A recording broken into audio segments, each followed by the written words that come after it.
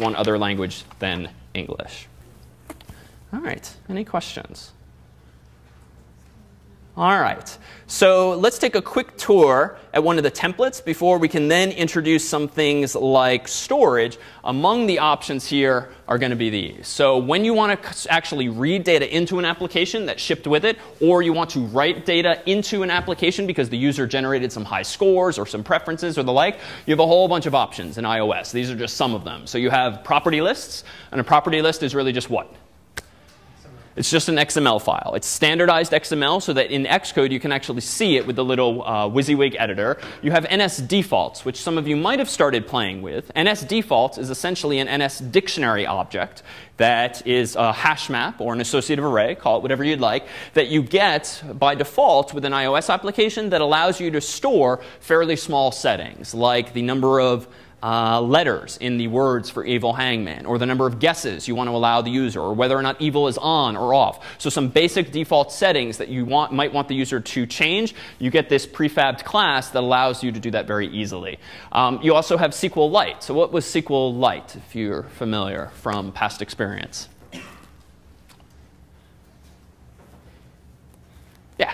It's a SQL database that's contained within a single file. Perfect. So it's a SQL database, so you get select and insert and delete and update and all the semantics of SQL, but you don't actually have a full-fledged database running on the server. It's just all stored in a binary file, one single file on disk. So this is nice for portable devices where you're not going to go install MySQL or Oracle onto an iOS device, but you'd really like to retain the expressive capabilities of SQL and selecting and joining and the like, so you can still do that with something called SQLite. And you can do this even in the PHP world and web world, and even I do it for projects sometimes where I want the code base to be super portable and not require someone to create a MySQL database for me for reasonably sized data sets. Everything then can stay isolated within a directory. You can store things in XML itself. With iOS 5, you can store things in JSON, with which you're probably familiar from the web world. And then there's an abstraction layer called core data that also allows you to not have to worry so much about the underlying technology that you're using, but still store relationships among objects.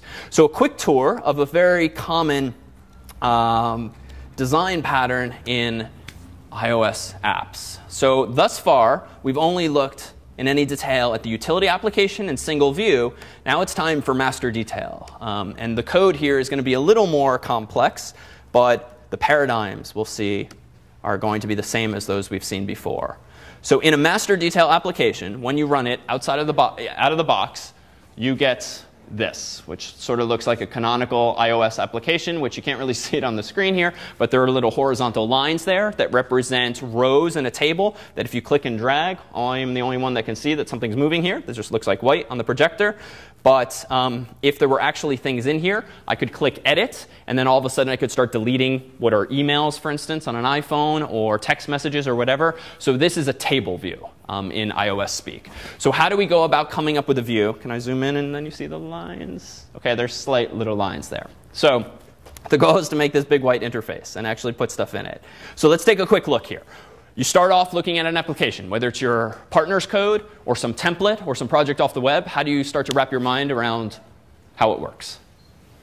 How do we start this tour when no one's telling you in a PDF where to look? All right, so let's look at the app delegates. I'm going to start with the .h because that's usually the smaller of the two, and there's nothing in here I haven't seen before. So I'm going to turn my attention then to the M file. In the M file, let's see. There's a little something of interest here. It's a little ugly because of the font size, but let's see what's going on. Self.window, that looks the same. OK, so this time it's not instantiating a main view controller or a view controller. It's apparently called master view controller.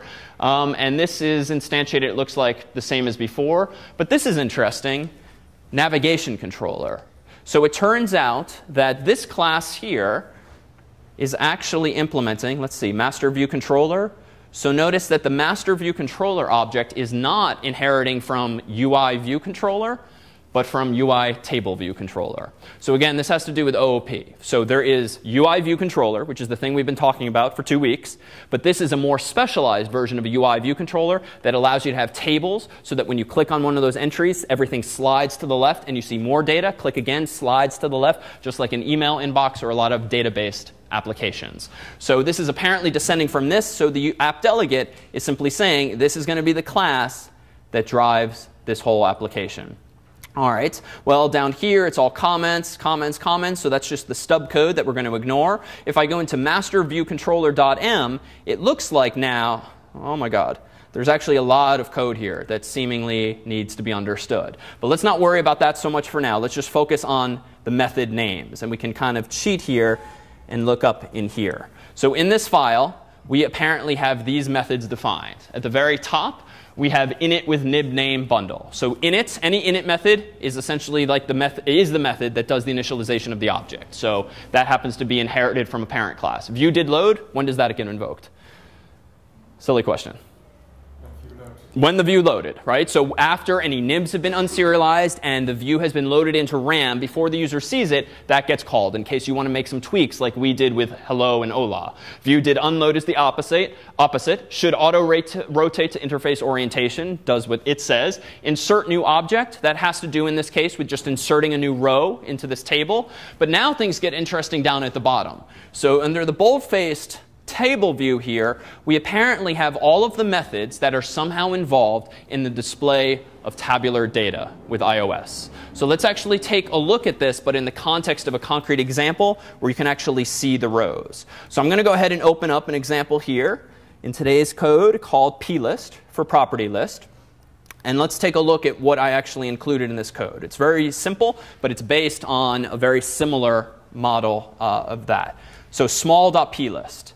This is an XML file that has only the 4-letter words that we described at one point in the spec for project 2. So what is this thing actually? Well, let me go into my file system and go into plist, not Pong. Oh, Pong is coming, by the way. plist, and small.plist. Let me go ahead and open this with a text editor.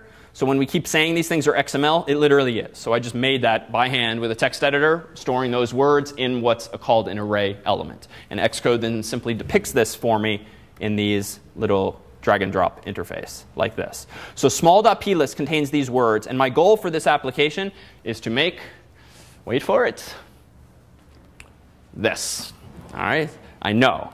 Took me a while. So let's motivate this so you actually care. So maybe you want to display high scores in a game where you've got the data stored in some storage format. Maybe it's a property list. Maybe it's SQLite. But the point is you have to select that data and then iteratively add row, add row, add row, add row. How do we get to the point of a UI like this? Well, let's take a look over in the code. So I actually started this example to keep things simple with just the single view template. So I didn't get a whole bunch of code from Apple that I had to then understand. So my app delegate is the same as usual. My viewController.m, though, or actually let's look at the nib, is quite simply this. All right, this is a silly little thing that Xcode does, whereby when you create a table view, you get these default California locations. These are just, that's their representation of a table view. That data is not actually there. How did I do this? Well, let's undo it and redo it. So that's what I started with, as with any application. And if you scroll down in these widgets, down, you'll see table view. I literally just dragged and dropped that into the interface. So I could get some kind of table view. And then, so that I could actually talk to it, notice what I must have created. There's these two linkages. So a table view has two properties that come with it. One called data source, which is going to be a pointer to whoever is going to be giving me the data to fill out these rows with. One is called delegate. That's the guy that in the other direction I am going to inform when the user does something. Now, what might you do with a table view or any application that has just tabular data? You being the human. Again, softball question. You might touch the screen, right? You might click the edit button. Any of these user interactions might trigger events. Who do you want to delegate responses to? Well, it's whatever the delegate is. So notice that they're both mapped to files owner, and files owner is, as before, view controller. So the implication is that I'm going to ask that object for the data to display. And when the user touches or interacts with that data, I'm going to inform that same object. So let's take a look then on the left-hand side here of what I actually had to implement. So in viewController.h, notice what I've done. It descends from viewController because it just came from the default template. And now here, let's take a look at a couple of design decisions that I had to make. So one, I implemented this method, init with nib name bundle. So you can have init methods And we looked at that in the student class and those examples we made ourselves. But now that you're starting to use the iOS SDK itself, you can't just make an init method and hope that someone's going to call it. Because indeed, you want this method, you want to put your initialization code in the method that's actually invoked. So notice what I did here. In my app delegate, I noticed that, all right, well, when a view controller is allocated, this is the method, init with nib name bundle, that's actually called. So I wanted to learn a little something about that. So I held option, or control rather, no, option, and then notice it becomes blue. I click on it. I get a little cheat sheet, sort of like a man page for it. If I click on the book, I get the full-fledged documentation for this class. And indeed, this is the method that's called to return a newly initialized view controller with the nib file in the specified bundle. So what's a bundle? Bundle generally refers to the application itself. Like when you compile your code and you include all the images and source code andplists in it, that's a bundle. So what did I do? I simply copied the method signature here, like you might have done from a man page in C. I then went into my code for my view controller, pasted it, and then I started implementing it. So I did stuff here. All right, so what did I do? This is the stuff I put in there. So this recalls the paradigm from last week that you just have to do when writing your own init method. You call the superclasses identically named method. You assign the return value to yourself. And if the return value is non-nil, nothing went wrong, you can proceed to do your initialization. So this is like checking for null in C. Well, what do I want to do when this application is loaded? I want to simply load all of the words from that property list. So how do you do this? And this is actually germane to project 2 if you choose to use property lists. Well, first I construct a string called path, and then I ask the main bundle, that is the thing the user has installed on the iPhone, to give me the path for the resource called small that's of type plist. So this really means get me the full path, C:/ or whatever, to small.plist. Now on the iPhone, it's obviously not C:/, but the same idea. Then what do? Well, then I declare an NSArray pointer, and then I say, give me an NSArray, actually allocate it, and initialize it with the contents of this file. And thankfully, the NSArray class has a method that someone else wrote called init_with_contents_of_file that knows how to do exactly that. You hand it an XML file, or specifically a plist, it will just take care of the rest for you. And voila, you now have an array of the very data that we had in the XML file. And then this line here is doing what? This third and final line.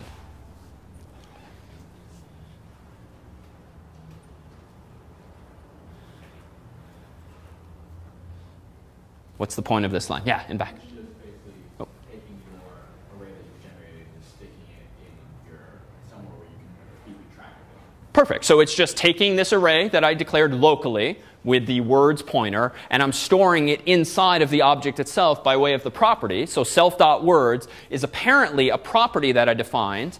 And indeed, notice right up here in the same file, I have declared a pointer of type NSArray to words, and I have synthesized it down here. So in other words, this is my way of storing it inside of an instance variable, but doing that with the syntactic sugar of my property. All right, so not to press too hard here, because I know this is kind of a lot, and it's a little mundane walking through lots of code. But this is new, what I did up here. I'm still in the M file, and I've put a property inside of my M file. Previously, though, all of our properties were declared where? So in the .h file. So I'm kind of changing what I've been doing up until this point. Does anyone want to propose why, comment might give it away, why I've put the property in the M file now instead of the H file? Yeah? You want a private property that can't be accessed outside of this. OK, good. So I want it to be private, as the comment denotes. But specifically, if I want it to be private, that is not accessible by other people, well, other people aren't going to import an M file. What are they going to import with sharp import? Well, an H file, right? And as soon as I put my properties in an H file, that means that I'm advertising to the world, I have this property, feel free to use it, right? That's the implicit implication there. So by relegating my property that only I care about, and no other object in this entire program should care about the fact that I have a pointer to an array of words, better design would say keep things private. Unless you need to expose them publicly, you might as well encapsulate it further inside of your code. Now, this little trick here we mentioned only briefly a couple weeks ago, but when you use @interface in an M file, so recall that we've almost always used @interface in the H file. When you use it in an M file and you put a pair of parentheses afterward that are empty, this is what Apple calls a class extension. This means take the existing interface, add these properties to it, but you can do this now in the M file so that they're effectively hidden. So the rule of thumb here is quite simply, if you're writing a property or even declaring a method that only this class should ever have to call, it's effectively private, don't put it in the H file. Only put in the